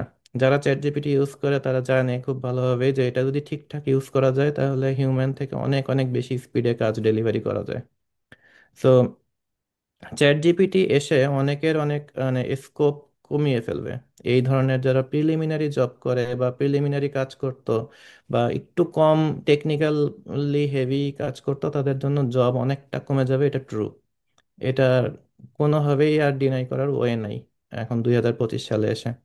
চ্যাট জিপিটি ফিউচারে আরো অনেক জব শ্রিঙ্ক করবে। তবে ফুললি সফটওয়্যার ইঞ্জিনিয়ারের জব চলে যাবে কিনা এটা আমি একমত না। সফটওয়্যার ইঞ্জিনিয়ার লাগবে, এই জিনিসগুলোকে রান করবে কে? মানে যখন আর কি খুব টেকনিক্যালি হেভি জিনিস হয় তখন কিন্তু চ্যাট জিপিটি অনেক বেশি ভুল করে। আর এটাকে ফুললি মানে ডিপেন্ড করা পসিবল না 100%, কিছু না কিছু মিস্টেক থাকবে হিয়ার অ্যান্ড দেয়ার। এই জিনিসগুলোকে যখন ইন্টিগ্রেট করা হবে, যখন আমরা লার্জ স্কেলে কোনো সফটওয়্যার বানাবো, তখন চ্যাট জিপিটি অনেক অনেক বেশি মিস্টেক করবে। তো সেইগুলোকে ঠিক করার জন্য হলেও অপারেটর হিসেবে মানুষ দরকার।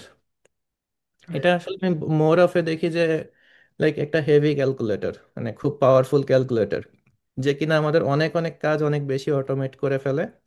কিন্তু এটা দরকার, মানে যুগের সাথে তাল মিলিয়ে এটা, এই skill, even chat GPT, how to use chat GPT, it is a very good important skill.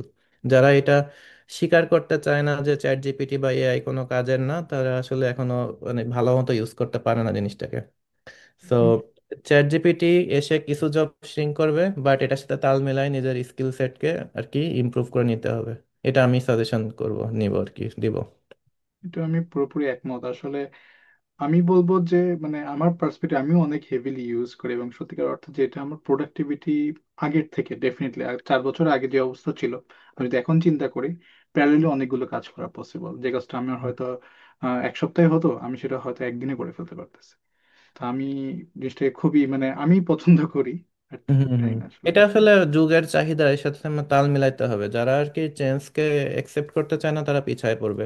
একটা এক্সাম্পল দিই, আমার আসলে কোম্পানি একটা বিগ টাস্ক ছিল, একটা ফাইলের 10,000 লাইন ছিল, তো 10,000 লাইনের মানে রিপিট ছিল, লাইক 2,500 জিনিস আর কি বারবার রিপিট হচ্ছে, 4 লাইন করে করে রিপিট। এখন আমি একটা কোড করছি ওটাকে অটোমেট করার জন্য, মানে ওটাকে ঠিক করার জন্য। এখন 10,000 লাইন তো হিউম্যানের পক্ষে রিড করা পসিবল না। আমি কি বারবার করে এই 2,500 বার আমি মানে চারটা চারটা করে লাইন চেক করব যে এটা ঠিক আছে কিনা, এটা ঠিক আছে কিনা? এটা কিন্তু সম্ভব না অনেকটাই। তো আমার করতে গেলে হয়তো 1 সপ্তাহ লাগতো ফুললি পারফেক্টলি ওটা টেস্ট করার জন্য। আর একটা নতুন করে কোড লিখতে হতো যে যেটা কিনা আমার টেস্ট করে দিবে। সেটাও একটা পরিশ্রমের কাজ। কিন্তু চ্যাট জিপিটিকে আমি পুরো 10,000 লাইন দিলাম, সে সুন্দর করে পুরোটা চেক করলো, মানে চ্যাট জিপিটির অ্যামাজন ভার্সন আর কি, সেডরিক। তো সেখানে দিলাম এবং সুন্দর করে চেক করে দিল পুরাটা আমার উইদিন 1 মিনিট 2 মিনিটস। সে আমাকে একদম লিস্ট করে দিল যে এগুলো পারফেক্ট আছে, এখানে এখানে ভুল আছে, এটা ঠিক করো। এবং খুবই দ্রুত, এটা বেশ অ্যামেজিং। যারা ইউজ করে না তারা হয়তো বুঝে না জিনিসটা যে কত পাওয়ারফুল। এটা খুবই ভালো লাগলো দাদা। তো নেক্সট যেটা আসলে বিগ টেকের কথা যেহেতু আসলোই, এখন যেহেতু অনেক প্রোডাক্টিভ হয়ে যাচ্ছে, তো সেক্ষেত্রে কাজের প্রেশারটা নিশ্চয়ই বাড়বে তার সাথে সমান্তরালে। এখন আরো এক্সপেকটেশন বাড়বে যে ওকে খুব অল্প সময় অনেক বেশি কাজ করে দিতে। সেক্ষেত্রে ওয়ার্ক লাইফ ব্যালেন্সটা কিভাবে করা পসিবল? হ্যাঁ, কথা সত্যি। আমার মনে হয় যে যে যে হেডউইন্ড তৈরি হয়েছে এটা আমি ফিল করি আসলে গত বছরের সেপ্টেম্বর মাস থেকে আমাদের মানে ওয়ার্কলোড বাড়ছে বিভিন্ন কারণে আর কি। লাইক ইকোনমিক টার্মোয়েল, হেডউইন্ড হচ্ছে এআই থেকে হেডউইন্ড তৈরি হচ্ছে যে এনভিডিয়া যেমন যখন আর কি ওই যে ডিপসিকের কাছে একটা পরাজিত হইলো, কিছুটা একটা সামান্যভাবে হলেও। তো অনেকগুলো কারণে টেক ইন্ডাস্ট্রিতে অনেক বেশি একটু দোদুল্যমান একটা পরিস্থিতি তৈরি হয়েছে গত 7-8 মাস। আমি বলবো 7-8 মাস অনেক বেশি টেনশন এবং প্রেশারের মধ্যে দিয়ে আমরা পার করছি যে কি হয় না হয়। ওয়ার্ক লাইফ ব্যালেন্সটা আসলে অটোমেটিক্যালি চলে আসে, মানে ওয়ার্ক লাইফ প্রেশারটা। যে গত 7-8 মাস আমরা অনেক বেশি প্রেশার ফিল করছি যে কি লে অফ কি আরেক আরেক রাউন্ড হবে, যেহেতু ডিপসিক এসে এনভিডিয়াকে একটা টেক্কা দিচ্ছে, এরকম একটা আননোন কোম্পানি নতুন করে। এরকম কিন্তু আরো অনেক মানে রেগুলার কোনো না কোনো নতুন থ্রেট তৈরি হচ্ছে। তো ওয়ার্ক লাইফ ব্যালেন্স আমার প্রথম 2 বছর, আমি জব এখন করতেছি 2 বছর 6 মাস। তো প্রথম 2 বছর বলা যায় আসলে ভালো ওয়ার্ক লাইফ ব্যালেন্স ছিল। ইভেন এখনো ওয়ার্ক লাইফ ব্যালেন্স আসলে খারাপ নেই, মানে যদি কম্পেয়ার করি বাংলাদেশের সাথে। আমি বাংলাদেশেও জব করছি 6 মাস, আর ইভেন প্রাইভেট ইউনিভার্সিটি টিচার ছিলাম ওখানেও।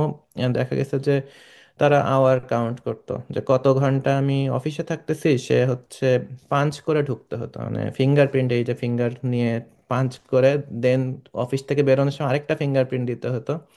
এবং কিছু কিছু কোম্পানিতে হচ্ছে দেরি করে আসলে স্যালারি কাটতো। তো এই ধরনের মানে প্র্যাকটিস বাংলাদেশে আছে। তো সেইটা কিন্তু ইউএসএ তে ইন জেনারেল নাই বলে শুনছি অনেকটা, এবং কথাটা সত্যি। অ্যামাজনে হচ্ছে one of the highest pressure আর কি, যতগুলা টেক টেক ইন্ডাস্ট্রি আছে। লাইক সবাই অ্যামাজনকে একটু ফিয়ারফুল চোখে দেখে, কারণ অনেক বেশি প্রেশার।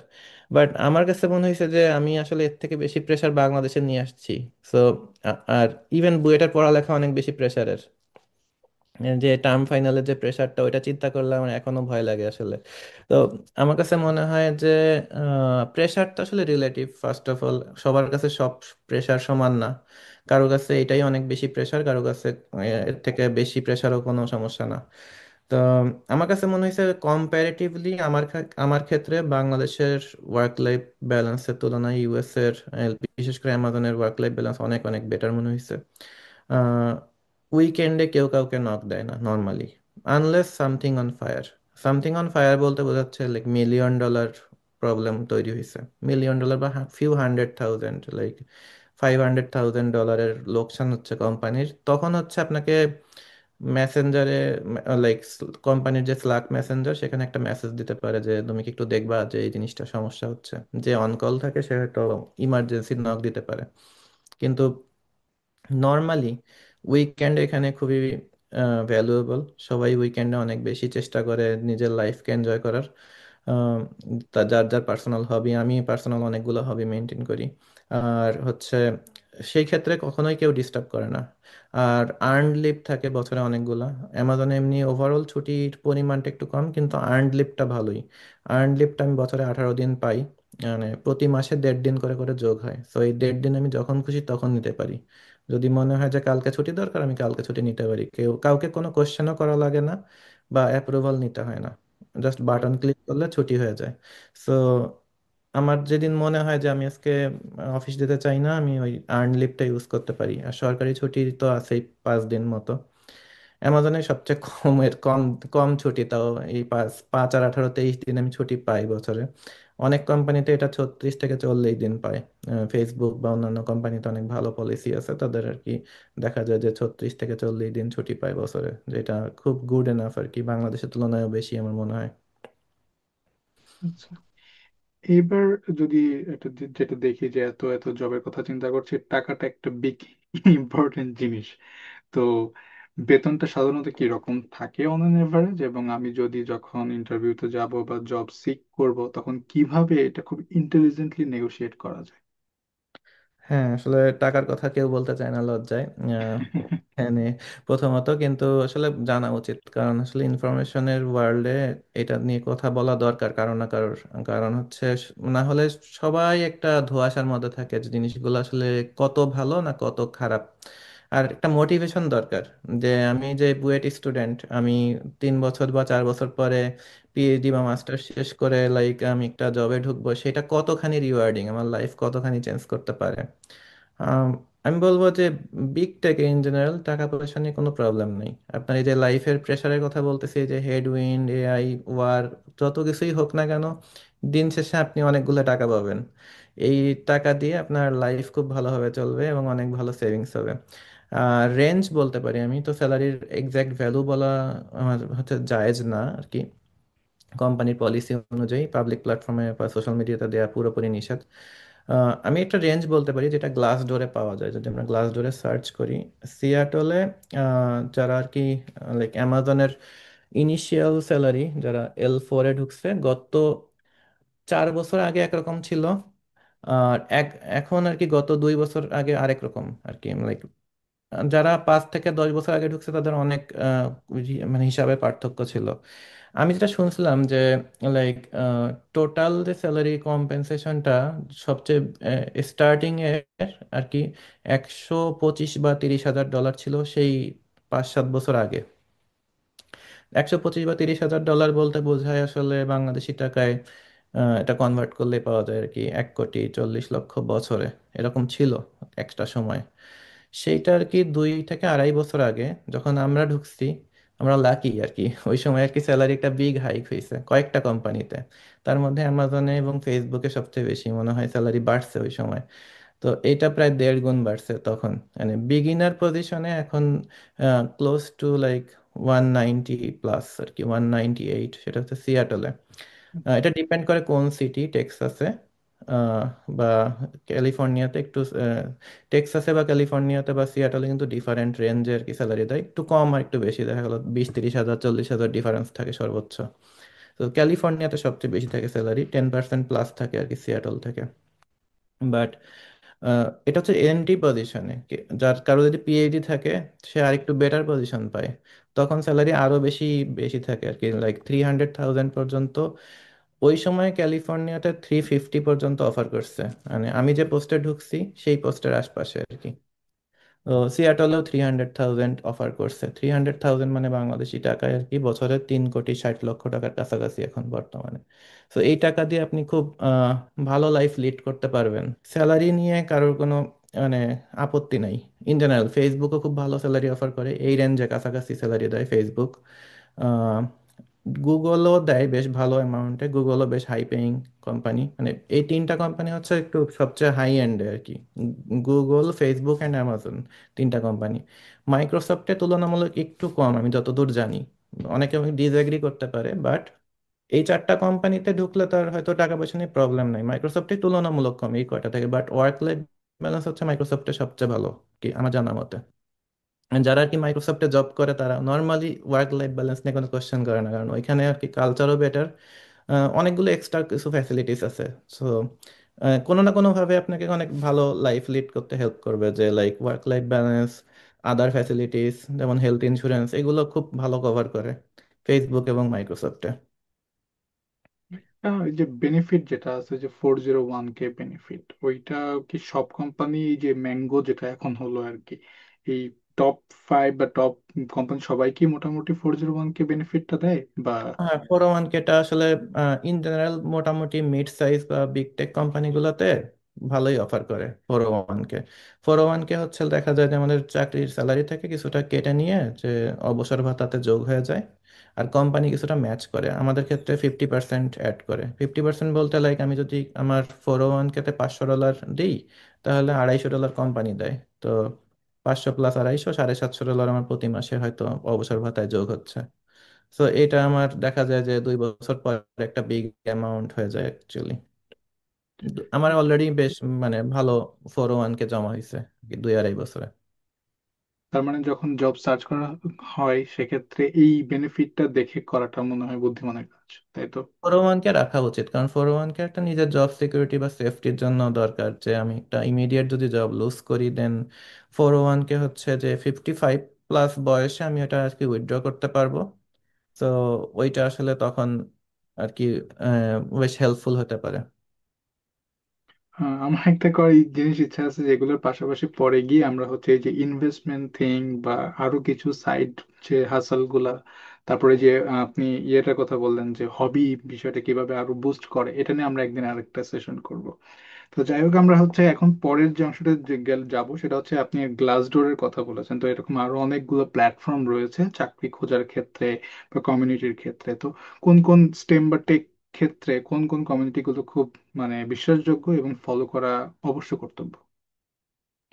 আবার কি একটু রেকর্ডিং গুলো দেখা যায়। ওকে। হ্যাঁ, তো জবের জন্য আসলে লিঙ্কডইন হচ্ছে বেস্ট প্ল্যাটফর্ম। 98% জব আসলে লিঙ্কডইন থেকে আসলে আমরা কালেক্ট করি বলা যায় নাকি। ইউএসএ তে ইন জেনারেল 98% পিপল আর কি লিঙ্কডইনের থ্রুতে জব পায়। লিঙ্কডইনে যেতে হবে, জব সার্চ করতে হবে জব সেকশনে লিঙ্কডইনের, এবং জবগুলোতে দুই রকম ভাবে অ্যাপ্লাই করা যায়। একটা হচ্ছে ওই ওয়েবসাইটটা ওপেন হয় ক্লিক করলে সেই ওয়েবসাইটে যে অ্যাপ্লাই করা যায়, আর একটা হচ্ছে যে ওখানে ইজি অ্যাপ্লাই নামে একটা অপশন থাকে, ইজি অ্যাপ্লাইতে ক্লিক করলেও সুন্দর করে অ্যাপ্লাই হয়ে যায়। আম, এরপরে আমরা যেটা করব যে সেটা হয়তো আমরা আগেও কয়েকবার এসেছে, সেটা হচ্ছে যে ইন্টার্নশিপ বা এক্সপেরিয়েন্স এগুলো কতটুকু গুরুত্ব জব মানে ইন্টারভিউ কল পাওয়া এবং জব পাওয়ার ক্ষেত্রে। ইন্টারভিউ কল পর্যন্ত ইন্টার্নশিপ খুবই গুরুত্বপূর্ণ। যারা ইন্টার্নশিপ আছে তাদের তো আসলে রিহায়ার করে। ইন জেনারেল যাদের ইন্টার্নশিপ থাকে, দেখা যায় গুগল, ফেসবুক বা অ্যামাজনে যাদেরকে ইন্টার্নশিপ অলরেডি তারা করছে পিএইচডি স্টুডেন্ট থাকা আমলে বা মাস্টার্স থাকা আমলে, তাদেরকে আবার রিটেইন করে, মানে পরের বছর তাদেরকে ফুল টাইম জব অফার করে। হুম। তখন হয়তো তাকে আর পার্সোনালি ফুল টাইম আর ইন্টারভিউ নেয়ও না, জাস্ট বলে যে তুমি এখানে জয়েন করো ডিরেক্টলি, বা শর্ট ইন্টারভিউ হয়, তখন তাকে আর ফুল ইন্টারভিউ দেওয়া লাগে না অনেক ক্ষেত্রেই। তো এটা আসলে গেম চেঞ্জার অনেক ক্ষেত্রেই। সেম কোম্পানিতে রিহায়ার করে। আর রেজুমেতে যাদের ইন্টার্নশিপ আছে তাদের জন্য খুবই বেশি পজিটিভ আর কি। বুঝতে পেরেছি। আচ্ছা, এরপরে যেহেতু এই ইন্টার্নশিপের কথা আসলো, এখানে আরেকটা ব্যাপার থাকে যে আমি স্টার্ট আপের সাথে যুক্ত হব নাকি আমার বিগ কোম্পানিগুলোতে ইন্টার্নশিপ করা, বা জবের ক্ষেত্রেও কোনটা দিয়ে শুরু করা উচিত, বা এটার কোনো মানে কম্পারিজন আছে কিনা স্টার্ট আপ বিগ টেক? ওকে, স্টার্ট আপে জয়েন করাটা খারাপ না একদিক দিয়ে, শুরুর জব হিসেবে তো গুড ডিসিশন। স্টার্ট আপে জয়েন করলেও ভালো। জাস্ট দেখতে হবে যে স্টার্ট আপে গুড প্রসপেক্ট আছে কিনা। যে স্টার্ট আপ কোম্পানির সময় ফল ডাউন করে, তখন দেখা যায় যে কোম্পানি ধরেই হচ্ছে দেউলিয়া হয়ে যায় অনেক ক্ষেত্রে, এই ভয়টা থাকে, এটা একটা হেডউইন্ড। এইটা যদি না হয়, বা দেখা যায় যে মিড সাইজড কোম্পানি যেগুলো থাকে, যেগুলো মোটামুটি স্টেবল, গত 20 বছর বা 10 বছর ধরে আছে, বা 5 বছর ধরেই খুব ভালো পারফর্ম করতেছে, সেই ক্ষেত্রে আর কি সেই সব কোম্পানিতে থাকাই যায়। এটা যে বিগ টেকই হইতে হবে, অনেক সময় স্টার্ট আপ কোম্পানিতে অনেক বেটার স্যালারি অফার করে। সেম পোস্টে বিগ টেকে যে স্যালারি দেয় তার থেকে হয়তো স্টার্ট আপ বেশি টাকা দিচ্ছে, এটাও কিন্তু পসিবল। আর স্টার্ট আপে কিছু সুবিধা আর অসুবিধা আছে। একটা হচ্ছে তাদের অনেক বেশি রেসপন্সিবিলিটি নেওয়া লাগে স্টার্ট আপে। যে কোম্পানিতে অনেক সময় ওয়েল স্ট্রাকচার্ড না হওয়ার কারণে যে একই মানুষ দেখা যায় যে ফ্রন্ট এন্ড ব্যাক এন্ড অনেকগুলো কাজ করতেছে, বা সফটওয়্যার টেস্টিং এর কাজ করতেছে, এন্ড টু এন্ড সে আর কি টেস্ট, মানে সফটওয়্যার টেস্ট করতেছে। তো এইটা একদিক দিয়ে ভালো, আরেক দিক দিয়ে মন্দ। তার হয়তো অনেক বেশি এক্সপেরিয়েন্স হয় অনেক শর্ট টাইমে, যেটা কিনা অনেক বেশি মানে প্র্যাকটিক্যাল। সো সে আর কি অনেক বেশি অটোমেশনের মানে সে অথরিটি পায় অনেক বেশি কোম্পানির কাজের, তার অনেক বড় রোল পায়। ছোট কোম্পানিতে দেখা যায় সে অনেক দ্রুত হয়তো ডিরেক্টর হয়ে গেছে একটা পার্টিকুলার ফিল্ডে। সো অনেক দ্রুত ক্যারিয়ার ইমপ্রুভ হয়, এটা ঠিক। আবার একই ক্ষেত্রে দেখা যায় যে অনেক বেশি স্ট্রেসফুল হতে পারে, যে একই সাথে পুরো প্রজেক্টটা তার হাতে। 5 জন মানুষ যদি তার টিমে থাকে, দেখা গেল সে হচ্ছে লিডার, তো ফেল করলে তার ফুল রেসপন্সিবিলিটি। সেটা কিনা বিগ টেক একটু কম তুলনামূলক। So big tech versus small tech এই বা স্টার্ট আপ, এই কোশ্চেন থাকবেই সব সময়, বাট আমি বলবো দুইটাই ভালো। মানে জব যদি আপনি শুরু করেন মানে আবার সুবিধা হচ্ছে যে মানে স্টার্ট আপ থেকে আপনি জবে পরবর্তীতে খুব সহজেই বিগ টেকে আবার অ্যাপ্লাই করে সুইচ করতে পারেন। দেখা গেল যে আপনার ওখানে 5 বছরের এক্সপিরিয়েন্স আছে, আপনি এখানে জব পাইতে সুবিধা হয়, কোনো প্রবলেম নেই। কোম্পানিগুলো হচ্ছে সবাই সবসময় সুইচ করতেছে, খুবই ফ্লেক্সিবল। একই টিমে কেউ টানা 10 বছর থাকেই না দেখা যায়। আমার টিমে আমি থাকা আমলে 2.5 বছরে দেখা গেছে যে অর্ধেক মেম্বার এদিক ওদিক হয়েছে, কেউ আসছে কেউ গেছে, এভাবে করে অনেক রদবদল হয়ে গেছে কোম্পানিতে। সো এটা খুবই মানে ফ্লেক্সিবল একটা ইন্ডাস্ট্রি। মানে এটাই যে লাস্ট ডেস্টিনেশন এরকম কিছু না। আমিও দেখা যায় যে ইন ফিউচার মানে এখন ভাবতেছি না যে জব চেঞ্জও করতে পারি ইন ফিউচার।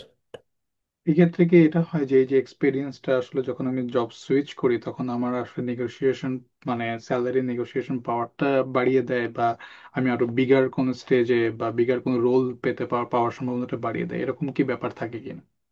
মানুষ তো আসলে বেটার অপরচুনিটিতে যাবে, মানে দেখা গেছে যে সে যেই স্যালারি দিয়ে শুরু করছে তার থেকে বেটার স্যালারির দিকে যাবে আস্তে আস্তে। যদি এখন তার 100,000 থাকে, সে 150,000 দেখবে বা 120 অ্যাটলিস্ট দেখবে। সো 15-20% হচ্ছে ইন জেনারেল রুল আর কি, যার যে স্যালারি আছে তার থেকে অ্যাটলিস্ট 15 বা 20% বেশি স্যালারিতে মানুষ মুভ করে।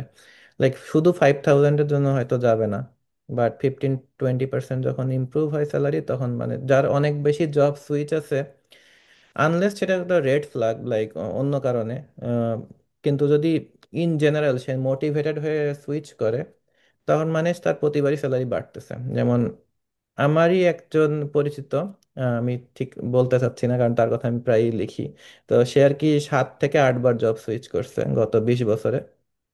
তার আমার ধারণা তার অনেক বেশি স্যালারি এই কারণে, কারণ সে 7-8টা ইন্ডাস্ট্রি মুভ করছে। তো প্রত্যেকবারই সে নিশ্চয়ই বেটার অপরচুনিটি গেছে এবং প্রতিবারই তার স্যালারি, আসলে কি স্যালারি হচ্ছে শুরুতে অনেক বাড়ে আমাদের, কিন্তু ইয়ারলি ইনক্রিমেন্ট অত হাই না, মানে নর্মালি অত বেশি না, যেটা আর কি আমরা ভাবি। অনেক সময় বাংলাদেশে দেখা যায় যে ইয়ারলি ইনক্রিমেন্ট অনেক সময় অনেক বেশি থাকে, 50%, 20% এরকম থাকে।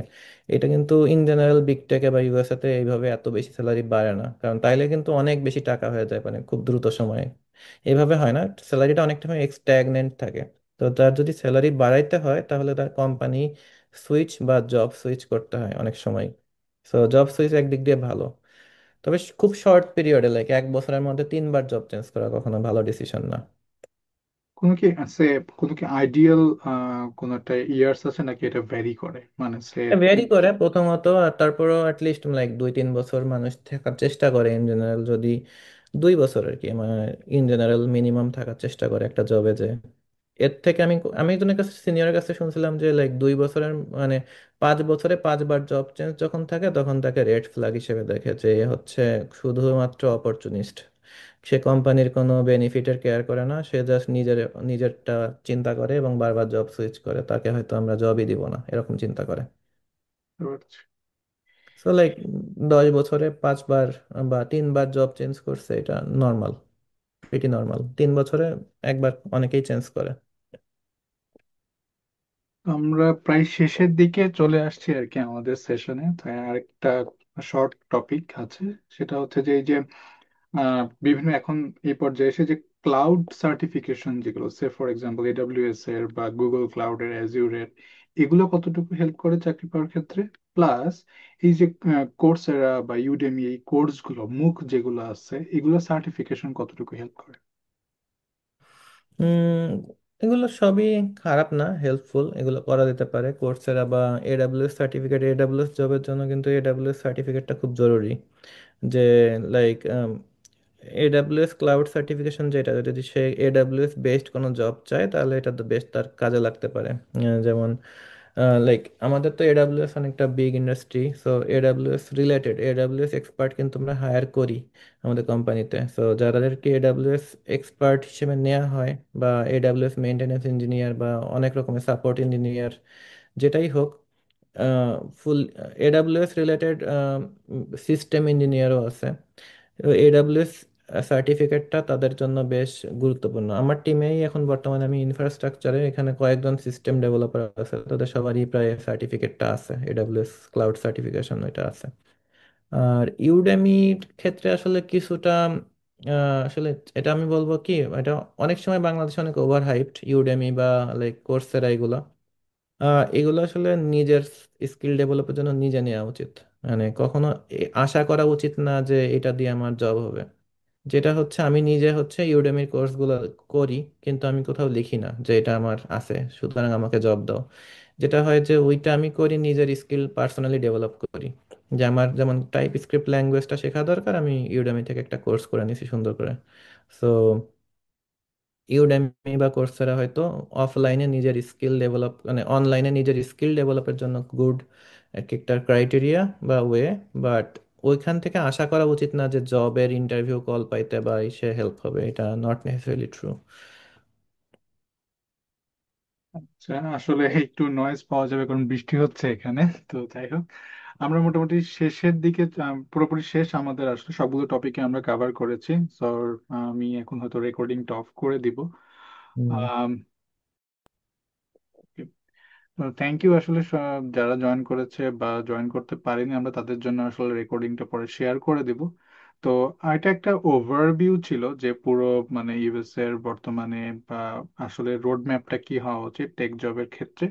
তো আমরা মোটামুটি এর সাথে জড়িত যে 7টা খুব প্রাইমারি টপিক এবং খুবই ইম্পর্টেন্ট টপিক নিয়ে আমরা আসলে একটা ওভারভিউ টাইপের আলোচনা করেছি, এবং ডিপেন্ডিং অন মানুষের আরো আগ্রহ, আমরা আরো ডিপলি জিনিসগুলো নিয়ে কথা বলবো। বিশেষ করে একটা জিনিস এসেছে, সেটা হচ্ছে যে এই যে হায়ার স্টাডি রিলেটেড, এটার প্রিপারেশন কি হওয়া উচিত বা সামথিং, এটা নিয়ে ডেফিনেটলি আমরা একটা আলাদাই সেশনই করবো। তারপর রেজুমে নিয়ে একটা বেশ সিরিজ বড়। করতে পারি যে হায়ার স্টাডি প্রিপারেশন রিলেটেড, যেহেতু আমাদের গ্রুপটা আর কি higher study related more.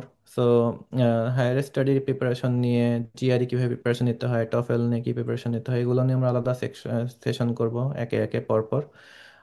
But job সেশনও চলবে, জবের যে 7টা টপিক এগুলো নিয়ে আমরা আলাদা করে একটা একটা করে ভিডিও করতে পারি মাঝে মাঝে, ½ অ্যান আওয়ার। হ্যাঁ, সো আর একটু ডিপলি প্রত্যেকটা জিনিসের আরো আমরা ইলাবোরেটেড ভার্সন আমরা করব। সো শুধু গ্রিন কার্ড নিয়ে খুব ইজিলি একটা সেশন করা যেতে পারে, খুবই ইজি। রেজুমে নিয়ে একটা সেশন হতে পারে। ঠিক আছে, তো সবাইকে আসলে ধন্যবাদ জয়েন করার জন্য। থ্যাংক ইউ দাদাকে, মানে এই সময় বের করে এত সুন্দর তথ্যবহুল এই আলোচনার জন্য। আমরা আবার নেক্সট, আমরা এই উইকের ভিতরে চেষ্টা করব এডিট করে আমরা ভিডিওটা আসলে শেয়ার করার জন্য। এরপরে হোপফুলি নেক্সট উইক বা তারপরের উইকে আমরা আসলে জানিয়ে দেবো যে আমরা নেক্সট কোন টপিক নিয়ে ভিডিও করছি এসি। হুম। সবাইকে ধন্যবাদ জয়েন করার জন্য। Thank you. ভালো থাকবেন।